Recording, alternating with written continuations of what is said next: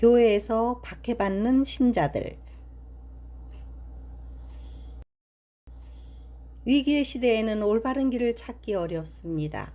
평화의 시대도 있지만 위기의 시대가 있는데 그때는 특별한 마음가짐과 위기의 의식이 필요합니다. 그때에는 불확실성과 모호함과 혼란스러운 상황에 빠지는 경우가 허다합니다.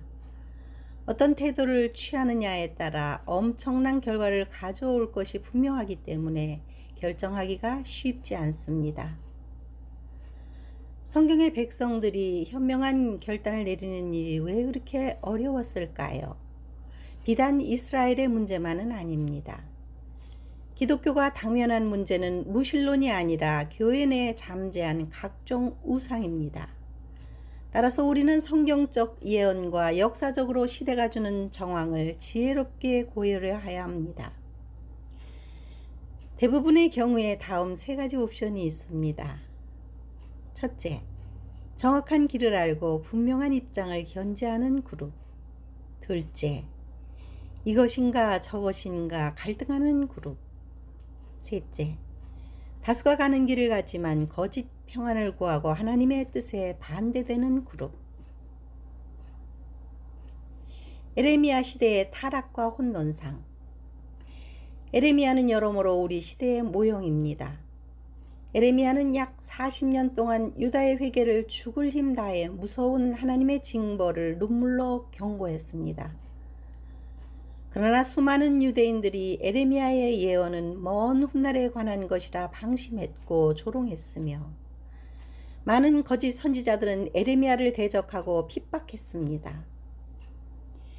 백성들에게도 핍박과 공갈에 시달려야 했고 심지어 폭행까지 당했습니다. 에레미야는 탄식하며 그들은 듣지 않았다 4차례나 회고했습니다.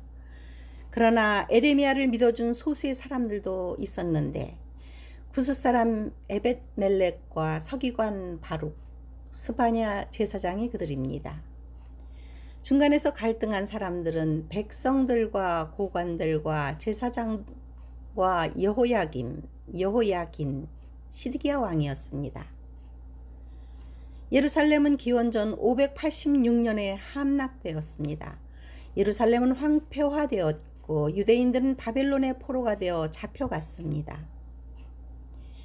선민 이스라엘의 반역과 우상 숭배는 오랜 세월의 범죄가 축적된 결과입니다. 정의를 행하며 진리를 구하는 자가 없었고 하나님을 알기 위해 관심을 둔 자도 없었습니다. 밖에서 아무리 극악한 짓을 벌였어도 우리는 성전에서 예배드리니 아무 문제가 없다고 생각했고 그렇게 가르쳤습니다. 이 시대를 살았던 사람들은 누구의 말을 들어야 했을까요? 그들은 어떤 표지판을 보고 따라가야 했을까요? 시드기야 왕은 바벨론 군대가 성을 포위하는 순간에도 깨닫지 못했습니다. 예수 그리스도를 거절한 종교인의 타락과 혼돈상. 마침내 고대하던 메시아가 오셔서 셀 수 없는 기적을 행하고 창조 때부터 숨겨진 천국의 말씀을 전해주실 때 당시 종교인들은 믿지 않았습니다. 그들은 종교의 주류였습니다.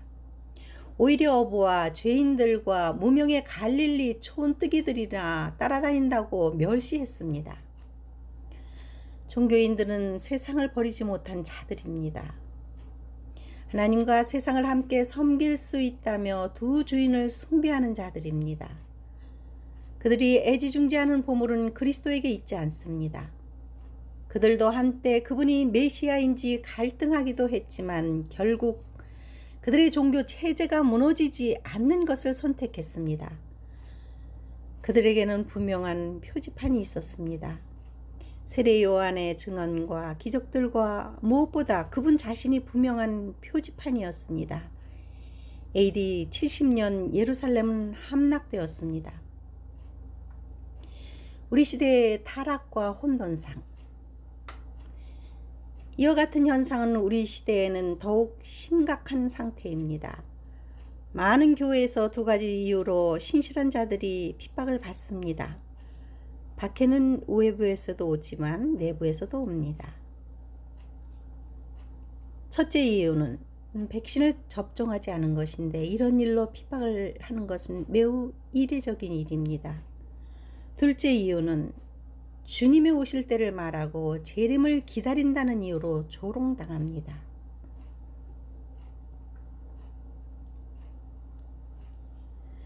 두 가지 모두 예수님 시대에 주님을 반대한 당시 종교 체계의 모습이 재현된 것과 같습니다.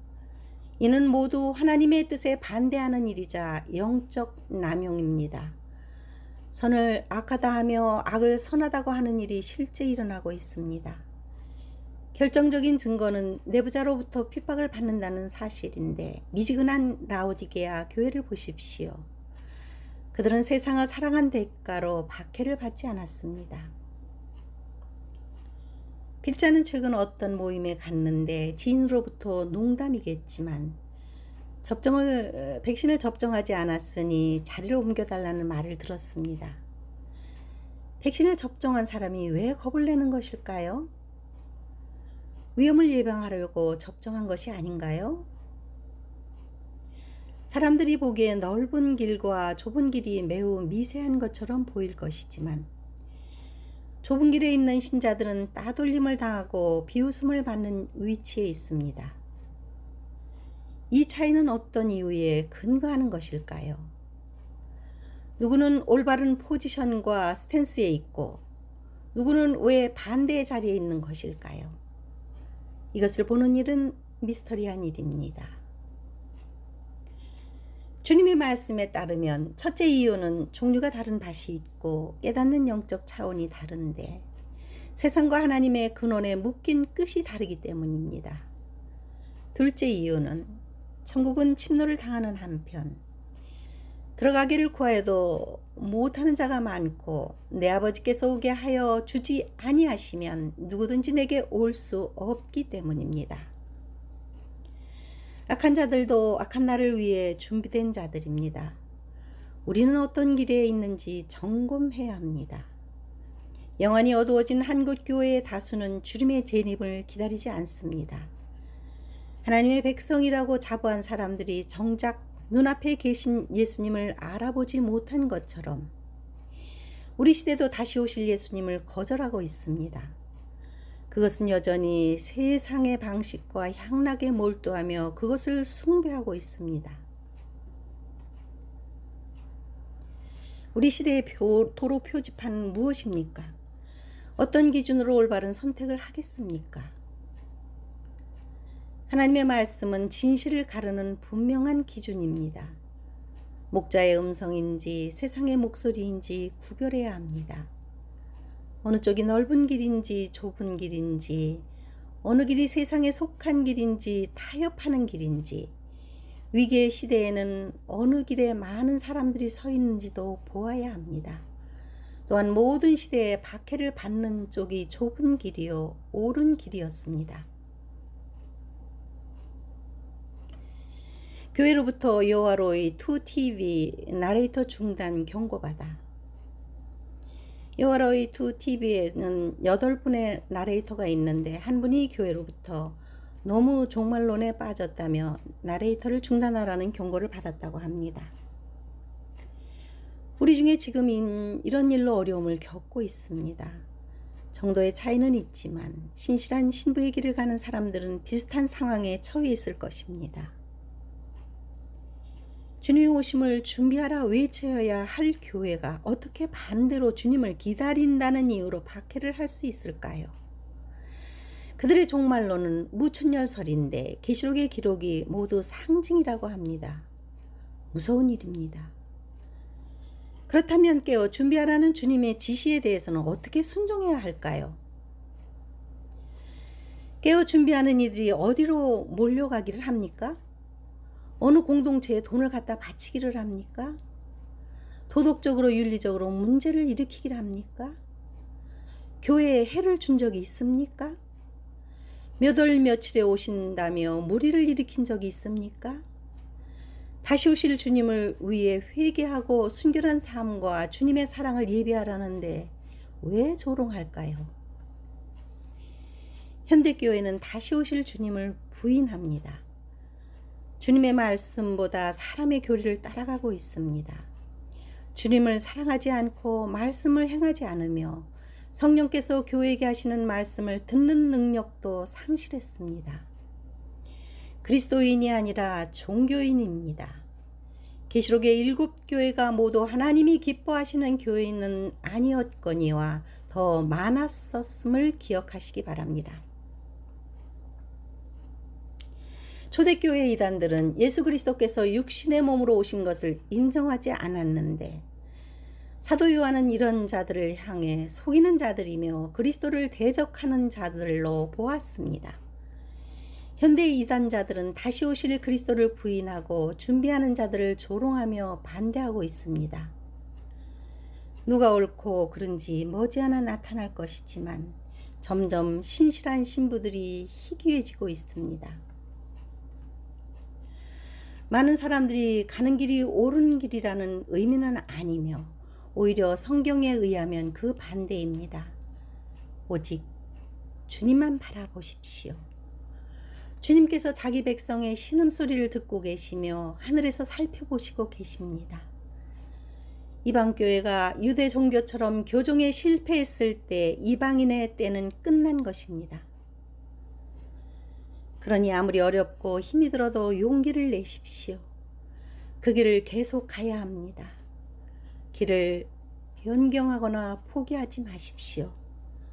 그러나 힘들게 하는 사람들과 논쟁하거나 미워하지 말고 차라리 침묵하거나 너그럽게 대하십시오. 오늘 하루를 최선을 다해 살고 세상의 악과는 조금도 타협하지 마십시오. 우리는 이전에 그 어떤 시대보다 인류 역사상 최악의 상황을 앞두고 있습니다. 진실한 신부들은 마음은 오락가락하지 않을 것이고 어쩌면 신부는 연단의 시간과 잔을 채워야 할 것입니다. 우리 시대의 예루살렘은 함락될 것이고 교회는 이미 함락되고 있습니다. 교회의 현재 상황은 곧 교회의 영적 상태를 대변하고 있습니다. 지금 일어나는 징조들을 보노라면 다가오는 멸망이 보일 것이고 하나님의 경고와 권면이 잇따르지만 거절당하고 있습니다. 그러나 의심하지 말고 묵묵히 주님만 따라가십시오. 항상 깨어 있어야만 주님을 볼 수 있을 것이고 눈물골짜기와 고난도 감사하며 통과해야 합니다. 그분이 반드시 오셔서 주님의 지시에 순종한 자들을 불러 올리실 것입니다. 정결하게 하는 셈이 나의 앞에 있도다. 성령께서 권고하되 죄 씻으라 하시네.